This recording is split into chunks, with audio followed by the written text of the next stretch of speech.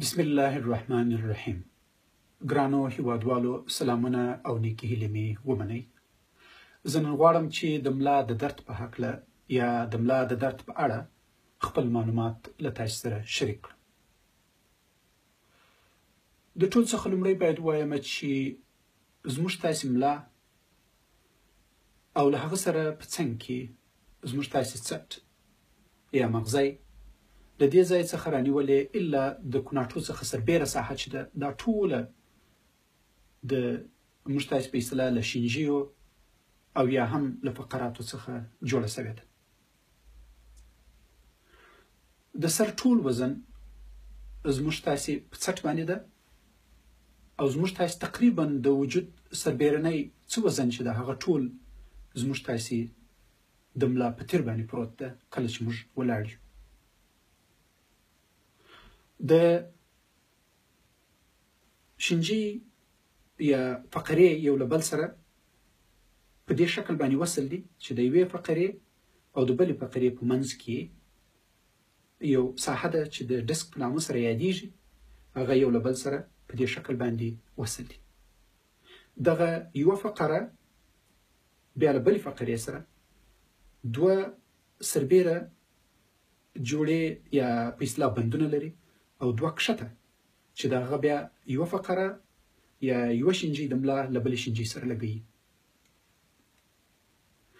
د فقراتو دغه لګېدل یا د شینجیو یو له بل سره دا لګېدل دا په یو ډیر د پلو په واسطه باندې د عضلاتو په واسطه باندې یو له بل سره په ډیر یو محکم شکل باندې تړل شوي دي تر څو د موږ تاسې د وجود وزن په اصطلاح باندې یوړل سي او همدغه رنګه مو سیده یا جګ وساتي. د ملا د فقراتو یا د شینجیو په منځ کې یوه ساحه ده چې که مو د انسان نه وي لیدلي، د پسه یا د کوم بل حیوان شینجي به مو لیدلي وي چې د هغو په منځ کې ماغزه تیر سوي. دغه ماغزه یا دغه د اعصابو کومې رشتې چې له دې ځای څخه تېرې سوي دي دا مستقیما د موږ تاسې له سر سره تماس لري. کله چې موږ تاسې یو شي ته لاس وروړو موږ وایو دا شی کلک ده یا په اصطلاح ګرم ده، سوړ ده، هر شی ده او یا له ګرم شي څخه خپل لاس را لرې کوو. دغه رشتې دغه معلومات له دماغ څخه د موږ تاسې د شینجیو په منځ کې چې کوم عصبي رشتې تېرې سوي دي یا ماغزه تېر سوي دي له هغو څخه وړې وړې رشتې د موږ تاسې د وجود په هره ساحه کې له دې شینجیو څخه راوځي او زموږ تاسې ماغزه بدن په مستقیم شکل باندې کنټرولوي او د دغو ټولو معلومات له محیط څخه موږ راټولوو، مغزو ته رسیږي او هغه بیا امر کوي په څه شکل باندې لاس مخته کې شاته یې کې یو ځای کې سړی خوږیږي، په دغه شکل باندې معلومات وړل کیږي. که چېرته یو انسان له ماشین سره مشابه کړو، که څه هم انسان په اصطلاح باندې سړی نشي ورسره مشابه کولی ځکه انسان ډېر مغلق ده، خو که په اسانه شکل باندې واخو نو دا به داسې معنا ولري لکه د برق ټول سیستم سي یا ټول ویرونه د موږ تاسې د ملا د شینجیو له منځه یا د ملا له تیر څخه تیر سوي دي او هغه ویرونه بیا د موږ تاسې د وجود نورو برخو لاسو، پښو، نس ټولو ځایو ته تللي دي. راځو په دې باندې غږېږو چې د ملا درد څومره عام دی. د ملا درد تقریبا په هرو 100 کسانو کې 4 کسان د ژوند په یو وخت کې د ملا درد لري یا پیدا کولی شي. یعنی تقریبا کله تاسې سره په کوټه کې 10 کسان ناست دي له هغو څخه به 8 کسان امکان لري د ملا درد یې په یو وخت کې درلودلی وي. یعنی نهایي عام ده. خوشبختانه په هرو 100 کسانو کې څوک چې د ملا درد ولري د هغو څخه 1% یعنی په هرو 100 کې به صرف 1 کس امکان لري شدیده ناروغي ولري. یعنی د ملا درد یو شدید ناروغي په واسطه باندې ډیر کم ده. یو څوک چې موږ ته روغتون ته مراجعه کله ناروغان کوي په هرو 100 ناروغانو کې پس د مختلفو یا په اصطلاح باندې چې دغه ته ځي خپل فامیلي ډاکټر ته ځي په هر 100 ناروغانو کې صرف امکان لري د معایناتو د اکسرې او د ام آر آی په واسطه باندې صرف د 10 کسانو معلومات وسی چې دا درد له کوم ځای څخه راځي. باقي کسان چې دي هغه دردو ته موږ غیر مخصوص یا نان سپیسیفیک دردونه وایو. امکان لري لکه څنګه چې مخکې ذکر کړل مختلف بندونه دي، مختلفې عضلاګانې دي چې زموږ تاسې د ملا تیرې سره نیولای ده او له هغه سره په څنګ کې مختلفې پولې دي. کوم وخت چې موږ تاسې په غلط شکل باندې ملا وښوروو یا شا وښوروو یا په اصطلاح باندې یو دروند شی اوچت کړو، حتما همغه عضلې چې کومې دي یا په اصطلاح هغه کومې پولې چې کومې دي چې دا ټول ستوني فقرات یا د تیر د ملا تیر چې نیولی ده یو له بل سره داسې تکیه نیولی ده، په هغو کې امکان لري مشکل رامنځته سي او یا یو څه پړسوب یو ځای پیدا سي، یو ځای زور ورباندې راسي. هغه شیان چې دي اکثریت یې موږ د ټسټو له لارې یا د معایناتو له لارې او یا د اکسرې له لارې موږ نسو پیدا کولی. نو په دې وجه باندې تقریبا زیاتره د ملا درد چې ده خصوصا چې د هغو خلکو عمرونه کم وي، د 45 یا په اصطلاح د 50 څخه عمرونه راکم وي، ډیری د ملا دردونه چې دي هغه شدیده طبي ناروغي لاندې نه لري. کوم حالتو کې باید موږ تاسې حتما ډاکټر ته ځان ورسوو یا ډاکټر هم باید معاینه کړي او یا نور په اصطلاح اکسرې وکړي یا معاینات وکړي نور شیان. په هغو صورتو کې کله چې زموږ تاسې د ملا درد وي او له هغه سره موږ تاسې وزن له لاسه ورکوو، بې له ارادې وزن هم له لاسه ورکوو، په هغه صورت کې چې موږ د تاسې د ملا درد وي تر ډیره وخته پورې، خو اکثره وخت د شپې خوله راته پیدا کیږي یا تبه راته پیدا کیږي او په دوامداره شکل باندې تر ډیره وخته او وزن هم له لاسه ورکوو. په هغو صورتو کې چې موږ د ملا درد وي او له هغه درد سره یو ځای امکان ولري چې زموږ تاسې د ډکو او تشو متیازو کنټرول له لاسه ولاړ شي. په هغو صورتو کې چې زموږ تاسې د ملا درد وي او موږ تاسې په لارې تګ نسو کولی، د درد له وجې نه بلکې د عضلاتو د کمزوري د وجې نه. په هغو صورتو کې چې موږ تاسې کله په پښو کې یا په کناټو په ساحه کې مو حس له منځه ولاړ شي، یا په هغو صورتو کې چې کله مو په پښه کې په اصطلاح باندې د لکه څوک چې ستنې باندې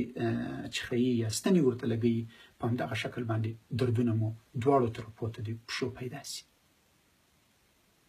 که چېرته موږ تاسې دغه شی چې دغه اعراض چې مو ذکر کړل دغه اعراض ونه لرو، نو ډیری چې دی هغه صرف او صرف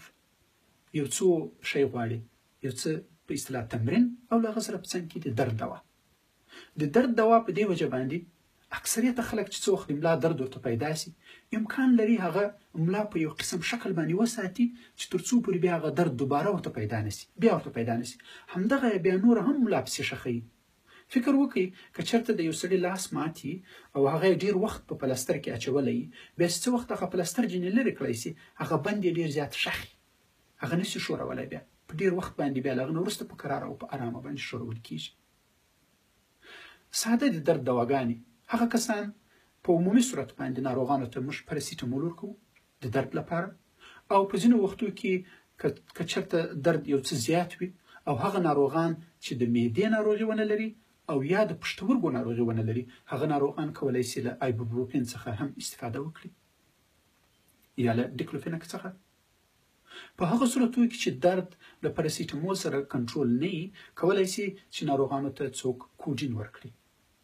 او که درد له دغه سره هم کنټرول نه وي خپل ډاکټرانو ته مراجعه وکړئ چې هغه درته نورې د درد دواوې درکړي، تر دغه هم زورورې د درد دواوې شته. زیاتره د ملا دردونه چې یو وار په سړي باندې حمله راسي اکثریت ډیری تر 6 هفتو پورې موږ صرف ورته یا د درد دوا ورکوو او یا هم ورته وښیو چې مثلا په اصطلاح باندې فزیکي فعالیت په هغه اندازه سره کوي چې درد مو ډیر زیات نه وي خو یو څه درد کوي پروا نه لري.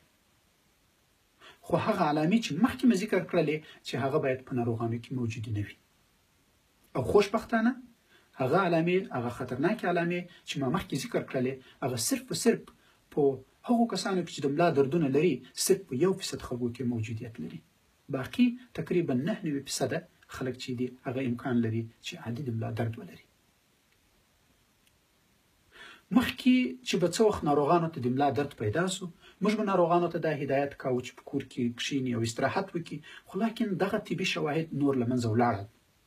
نوي طبي شواهد ټول وایي چې ناروغان باید بیرته فوري کار ته ولاړ شي او له هغه سره په څنګ کې باید فعالیت جاري وساتي تر څو هغه عضلات نرم پاتې شي او نور ورته مشکلات ایجاد نه شي. له هغه سره په څنګ کې څرنګه کولی شو چې موږ تاسې د ملا د درد څخه ځانونه وژغورو. ملا یعنې په اصطلاح باندې زموږ تاسې د وجود برخه ده. موږ تاسې ته یې جګوالی راکړی ده او د موږ تاسې د وجود ډېره یو مهمه برخه ده. لکه څنګه چې د وجود په نورو ساحو باندې پام کوو، په ملا هم باید همدغسې پام وکړو. تر ټولو مهمې خبرې یې دا دي چې که د چا وزن زیات وي هغه باید وزن کم کړي. دوه خبرې دي. یوه خبره دا ده چې همدغه مفصلونه یا دغه جوړونه یا دغه د ملا شینجې چې یو له بل سره لګېدلي او د هغو په منځ کې کوم ډسکونه موجودیت ولري، همدغه چې دي که د چا وزن زیات وي په هغو باندې فشار زیات وي. که د چا وزن ډېر زیات وي د هغو اکثریت د عضلې ورسره کمزوري وي د دې ساحې. په دغه وجه باندې فکر وکړئ چې په یو موټر کې چې د 5 کسانو لپاره جوړ شوی، هغه موټر کې تاسې 20 کسان کښېنوئ، د هغه موټر عمر به څومره وي؟ او که په یو موټر کې چې د 5 کسانو لپاره جوړ شوی صرف 5 کسان یې په احتیاط هماغه 5 کسان پکښې سپارئ او په احتیاط یې وچلوي، معلومه خبره ده چې د دې موټر عمر به زیات وي. همدغه شکل موږ تاسې باید د ملا باندې زیات وزن چې د هغه له لاسه ورکړو تر څو پورې په هغه باندې فشار راکم شي. له دې سره په څنګ کې چې کله موږ درېږو باید کوښښ وکړو چې موږ سیده ودرېږو. مخ ته باید دا رقم ونه درېږو یا شاته ډېر زیات ولاړ نه سو. کوښښ وکړو چې دا خپل قد، دا خپل جګوالی، دا خپل په اصطلاح درېدل چې دي هغه داسې ثابت وساتو. کله چې کښېنو باید خصوصا د کمپیوټر له مخه په چوکۍ باندې چې کله کښېنو باید په داسې شکل باندې کښېنو چې سیده وي، ملا مو سیده وي او له هغه سره په څنګ کې مو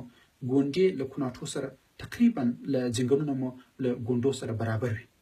او پښې مو په ځمکه باندې صحیح لګېدلې وي. له هغه سره په څنګ کې باید که چېرته یو شی رخو یو دم باید هغه شي ته ورټوپ نه کړو چې راوایخو، ډېر بې حده زور په ملا باندې را نه ولو. وجه دا ده چې هغه کومې عضلې چې له یو او له بلې فقرې سره لګېدلې وي، هغه عضلې چې په کوم ځای له هډوکو سره لګېدلې وي په هغو باندې فشار راځي، بیا موږ تاسې د ملا درد راکوي. او تر ټولو مهمه خبره دا ده کوم وخت چې موږ تاسې وزن پورته کوو باید ډېر زیات خیال وساتو. د وزن پورته کېدل باید په داسې شکل باندې وسي چې فشار مستقیما د ملا په تیر باندې، په ځنګنو باندې، په کوناټو باندې راشي. یو شي ته چې یو شی راپورته کوو باید ورکښته نه سو داسې چې راوایخو. کوښښ وکړو چې کښېنو، یوه پښه لږ مخته کړو، یوه پښه تر ځان یو څه کښته او یو شی دا رقم راوچت کړو، لکه څنګه چې باډي بلډران یا هغه کسان چې وزنونه اوچتوي که تاسې لیدلي وي چې په څه شکل باندې یو شی راوچتوي. له هغه سره په څنګ کې که یو شی موږ تاسې په کور کې موجودیت ولري، په جای د دې چې راکش یې کړو باید ټیله یې کړو. وجه دا ده چې په څه وخت باندې موږ یو شی ټیله کوو تر یو ځای پورې رسوو، په هغه وختو کې موږ تاسې خپل د ملا د تیر څه ده هغه کوم په اصطلاح باندې پوزیشن څه ده یا په څه شکل چې باید وساتل شي هغه یې په صحیح شکل باندې د ټیله کولو په وخت کې ساتل کېږي. نو ملا زموږ تاسې د وجود یو ډېره مهمه برخه ده. که یې موږ تاسې په خپله باندې خیال ونه ساتو او که یې موږ تاسې په اصطلاح باندې تمرین ونه کړو یا غلط شی راوچت نه کړو یا دغه کوم هدایت چې مخکې ذکر وکړو که د هغو خیال ونه ساتو امکان لري د ملا په درد باندې اخته سو. او کله چې د ملا په درد باندې اخته سو باید دا مخکې چې مو ذکر وکړو باید ځان فعاله وساتو، باید یو څه تمرین وکړو، منظم تمرین وکړو او له هغه سره په څنګ کې د درد دوا وخورو تر څو پورې هغه کوم حرکات چې د ملا دي هغه محدود نه کړو. کوم چېرته محدود کړو امکان لري درد مو زیات شي. په ځینو وختو کې که چېرته عضلې ډېرې ښخې سي او موږ تاسې ډېر زیات په اصطلاح باندې په تشنج کې یو په هغه صورتو کې کولای شو چې ناروغانو ته سړی د ډایزپام په نامه باندې دوا چې د خوب لپاره پکارېږي هغه د عضلاتو د ریلاکس کولو پورې لپاره هم کارول کیږي په یو وړ اندازه باندې امکان لري ډاکټران ناروغانو ته توصیه کړي. خدای دې وکړي چې دا معلومات تاسو ته ګټور وي. نور مو په خدای سپارم. مخکې له دې څخه چې ولاړ سم یو ذکر بل هم کوم. ډېره عفو غواړم، ډېرو هیوادوالو ملګرو دوستانو راته میسیجونه کړي دي. تقریبا په تېره هفته کې له 200 څخه زیات میسیجونه د ما فیسبوک ته رسیدلي دي. نو اکثریت ته په وجه د دې باندې چې زه خپله وظیفه لرم، تقریبا اکثریت وخت د ورځې 12 ساعته کار کوم، رسیدګي مې نه ده ورته کړې. نو خدای دې وکړي چې ستاسې په دې باندې خوانی بده شوې. نور مو په خدای سپارم.